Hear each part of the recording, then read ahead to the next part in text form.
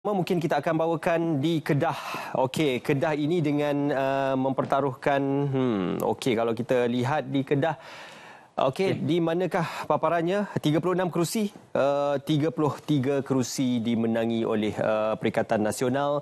Jadi hanya 3 kerusi berbaki bagi pembangkang di negeri Kedah. Okey, wow.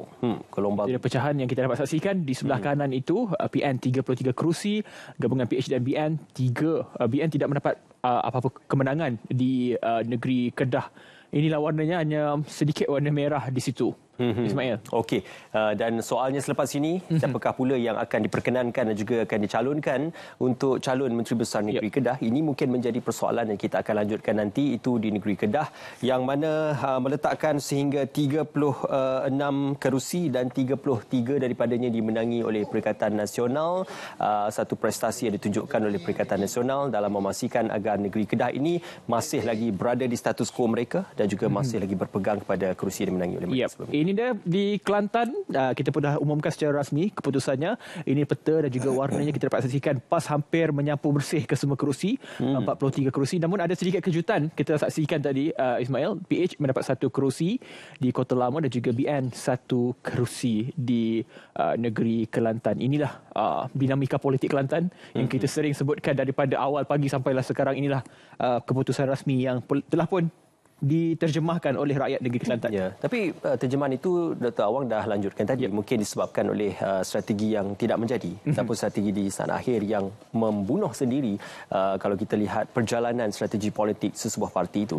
Betul. Dan seterusnya di Negeri Sembilan. Untuk Negeri Sembilan, komposisi kerusinya kalau boleh kita gambarkan bersama dengan anda adalah 36 kerusi, 17, 14, 5. 31 kalau kita gabungkan ataupun kita melihat dalam konteks kerjasama antara PHBN, PH17, Barisan Nasional 14, hanya 5 sahaja dimenangi oleh Perikatan Nasional. Dan dalam perihal ini berbalik kepada pengumuman oleh pihak Suruhanjaya Pilihan Raya, majoriti tidak ada mana-mana parti baik PH ataupun BN yang boleh membentuk kerajaan negeri. Cuma dalam konteks kerjasama ini mereka memenangi sehingga 31 kerusi berbanding 5 kerusi Perikatan Nasional, 36 kerusi semuanya di Negeri Sembilan. Itu di Negeri Sembilan.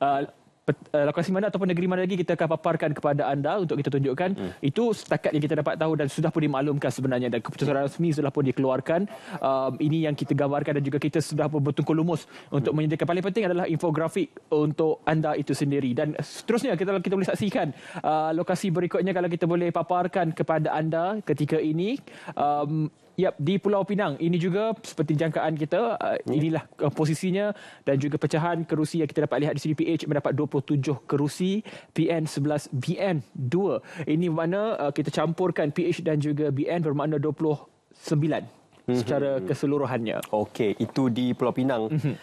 Dan sudah pastinya kita akan melihat sama ada prestasi yang ditunjukkan oleh YB Chow Kon Yeow, yang mana beliau disifatkan itu tidak memainkan isu-isu dan juga sentimen politik, tetapi lebih aktif untuk melihat bagaimana pembangunan visi Penang 2040 akan dapat direkayasa dan juga dilaksanakan dari semasa ke semasa.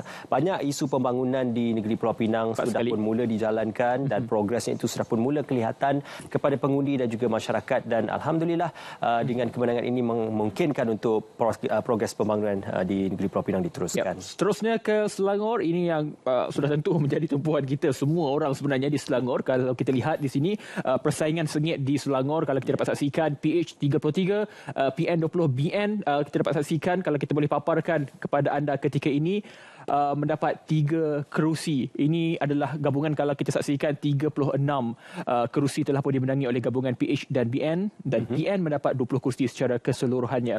Ini dah Selangor yang kita nanti-nantikan, dan inilah warna yang telah pun dicorakkan oleh pengundi di Selangor secara khususnya.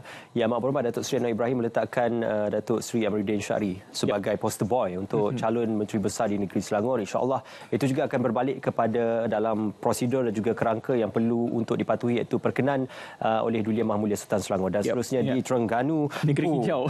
Terengganu ini sapu bersih. 32 kerusi kesemuanya, pencapaian yang ditunjukkan oleh PAS kalau sebelum ini adalah 22-10. Kali ini menyapu bersih semuanya. Kita perlu mengkaji lebih dalam formula dan juga apakah rahsia sebenarnya boleh memenangi kesemua 32 kursi yang dipertandingkan ini. Satu rujukan penting juga untuk kita lihat dari segi angka dan sebagainya, Ismail. Kalau formula kita bukan antara